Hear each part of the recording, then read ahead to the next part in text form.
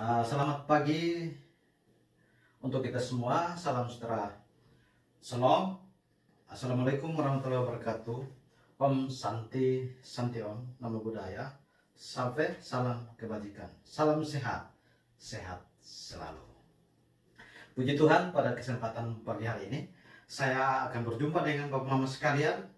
Terlebih kepada Bapak Ibu Dewan Juri yang saya banggakan, saya akan mengambil kesempatan pada pagi hari ini untuk memaparkan best practice, lebih keren ya, best practice sesuai dengan topik yang disodorkan kepada kami untuk memaparkan best practice daripada pengelolaan pendidikan berbasis kewirausahaan di Satuan Pendidikan PKBM Harapan Bangsa selama 15 tahun berdirinya. Singkatnya bahwa saya memperkenalkan diri saya sebagai pemapar atau native speaker. Saya Petrus Anung, pimpinan atau direktur PKBM Harapan Bangsa, akan memaparkan beberapa kegiatan-kegiatan nyata yang kami lakukan di PKBM Harapan Bangsa selama 15 tahun. Bahwa PKBM Harapan Bangsa berdiri tanggal 17 Juli tahun 2009 dan tepat tanggal 17 Juli tahun 2024 akan memasuki usia yang ke-15. Di usia yang ke-15 ini, PKBM ini, lembaga pendidikan ini telah memproduksi kurang lebih di atas dari hampir 9.000 lulusan alumni yang dicetak keluar dan ditempatkan di baik itu dunia usaha, dunia industri, maupun terserap di dunia kerja, ASN, TNI Polri, DPR, dan lain sebagainya yang dapat mendukung dan menyokong pemerintah baik pusat atau nasional maupun regional atau maupun daerah, telah ditopang dengan meningkatkan sumber daya manusia agar pembangunan di negeri ini begitu baik. Oke, demikian juga dari hasil penyelenggaraan pendidikan kami selama 15 tahun itu, bahwa kami melaksanakannya pendidikan yang terinklusif atau pendidikan terintegrasi dengan yang namanya penyelenggaraan pendidikan kewirausahaan. Kewirausahaan itu apa? Pertama,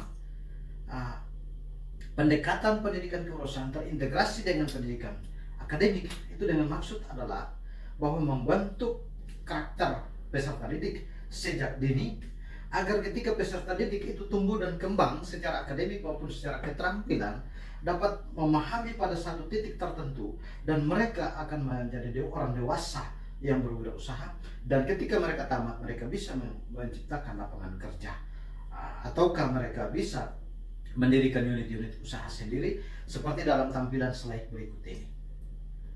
Kami PKBM Harapan Bangsa menyelenggarakan berbagai jenis keterampilan-keterampilan yang meningkatkan keterampilan fungsional, meningkatkan kompetensi skill bagi masyarakat, bagi peserta didik.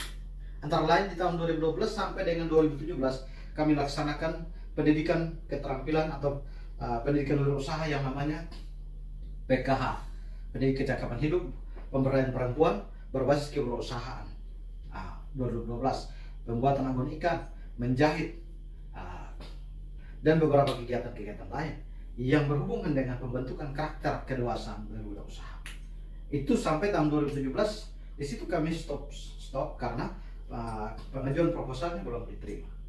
Dan itu semua, mereka semua sudah ada unit-unit usaha sampai sekarang, dan itu menopang dan menjadi sentral pertumbuhan ekonomi di masyarakat. Sampai pada tahun 2022 dan 2023, walaupun pasca konflik COVID-19, pemerintah telah melaunching program yang namanya PKW. Dan PKW itu kami selenggarakan pendidikan dan pelatihan teknologi informasi digital dan sistem administrasi 2 tahun berturut-turut. Tetapi keterampilannya berbeda. Pertama, keterampilan, mereka diberikan keterampilan untuk membangun skill pengetahuan di bidang aplikasi yang sama. 2 tahun bersamaan. Aplikasi 2022 itu membuat aplikasi dengan 2 skema. Pertama, skema konvensional, yang kedua skema skema digital. Dan skema konvensional kami mendirikan koperasi. Di dalam pengelolaan koperasi itu ada aplikasi-aplikasi yang jaringan-jaringan komputer yang mereka tahu, mereka hubungkan, terintegrasi, mereka konversikan, mereka koneksikan dengan aplikasi tata kelola manajemen keuangan dengan berbasis aplikasi. Yang kedua, dari aplikasi itu sendiri ada kewirausahaan yang namanya aplikasi dari Sejahtera Anugerah Pratama, dan itu kami buat, dan itu milik PKBM Harapan Bangsa, dan itu bisa menciptakan lapangan kerja yang sangat besar. Pembayaran tour travel, pembayaran tagihan listrik, jual beli pulsa data, internet, pembayaran telepon, pembayaran penjualan tiket pesawat darat, laut, dan udara, dan lain sebagainya, termasuk pembuatan loket-loket penjualan finansial, tagihan-tagihan perbankan. Itu 2022, dan sampai dengan saat ini omsetnya sudah mendekati 120 juta. Itu karena unit usaha yang kami buat, dan itu dikelola langsung oleh peserta didik. Di tahun 2023 kami melaksanakan program rumpun kegiatan yang sama, yaitu teknologi informasi digital dan jaringan administrasi. Itu di bidang keterampilan yang sama, tapi wirausahanya adalah wirausaha pembukaan Pertamina Mini. Dan Pertamina Mini ini berdasarkan database kami, data pembukuan kami, arus kas kami adalah setiap hari 200 liter terjual. Keuntungannya mereka cuma ambil Rp2.000. Tapi kalau setiap hari terjual 200, maka Rp400.000 per hari. Ketika dikali dengan 30 hari, maka 1 bulan itu 1 unit itu 1 bulan 12 juta per bulan. Nah, kalau kebetulan kami pun 2 unit, maka 1 bulan itu 24 juta. Dan ini menciptakan lapangan kerja dari hari ke hari dan tak terbantahkan. Kenapa pendidikan kewirausahaan ini penting di dunia pendidikan, terlebih khusus di dunia pendidikan luar? Karena kewirausahaan itu juga yang menopang semakin banyak wirausaha, semakin masyarakat terdidik. Manajemen yang kami buat adalah melatih mereka di bidang keuangan, bagaimana mengelola keuangan, bagaimana kedewasaan mendirikan unit usaha, bagaimana bertanggung jawab terhadap hak dan kewajiban membayar pajak. Semakin banyak orang bayar pajak, pasti akan kekuatan keuangan daerah, keuangan negara semakin kuat. Semakin banyak orang menciptakan lapangan kerja, semakin banyak tenaga yang terserap. Semakin banyak orang menciptakan lapangan usaha-usaha baru, semakin pertumbuhan ekonomi semakin bagus. Terbukti bahwa 2 program yang kami buat 2 tahun terakhir ini, 1, pertumbuhan ekonomi yang luar biasa. Yang kedua, topangan kepada masyarakat yang membutuhkan dukungan finansial itu ditopang dengan luar biasa. Untuk itu kami punya koperasi, kami punya Pertamina. Bagi masyarakat yang membutuhkan, silakan menghubungi kami untuk kami layani secara berkesinambungan. Dan itu tidak akan berakhir. Justru ini suatu peluang-peluang baru yang kami buat. Dibuka umum untuk seluruh kalangan. Apalagi Pertamina Mini ini setiap hari 52.000 kendaraan bermotor yang bergerak di dalam kota Kupang. Sehingga peluang sekali unit usaha ini akan berkembang pesat. Itu paparan-paparan berikut yang saya sampaikan. Besar harapan kami adalah pemerintah daerah dapat mendukung kami, karena lembaga kami adalah lembaga yang berbadan hukum, lembaga yang telah memiliki akreditasi A, yang nantinya akan disampaikan oleh Bapak Kepala Dinas Pendidikan. Itu di dalam videonya saya sudah siapkan. Kiranya ini menjadi rekomendasi positif kepada pemerintah.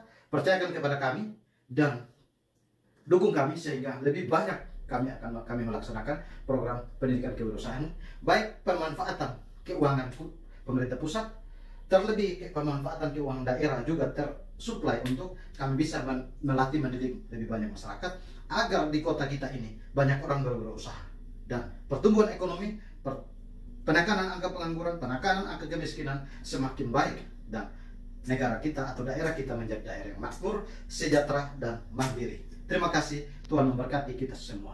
Salam. Assalamualaikum warahmatullahi wabarakatuh. Om Santi Santi Om Namo Buddhaya. Tuhan memberkati. Sekian dan terima kasih. Saya Dr. Randus Gumulia Hijami, MSI, Kepala Dinas Pendidikan dan Kebudayaan Kota Kupang, mengucapkan selamat dan sukses kepada PKBM Harapan Bangsa Kota Kupang yang telah meraih prestasi akreditasi A oleh Badan Akreditasi Nasional Pendidikan Anak Usia Dini, Pendidikan Dasar, dan Pendidikan Menengah. Ini adalah bentuk prestasi lembaga PKBM dalam peningkatan kualitas layanan pendidikan non-formal. Teruslah berkomitmen untuk kemajuan pendidikan non-formal di Kota Kupang dengan spirit berkarya, berbakti, dan peduli menuju Kota Kupang Smart City. Terima kasih.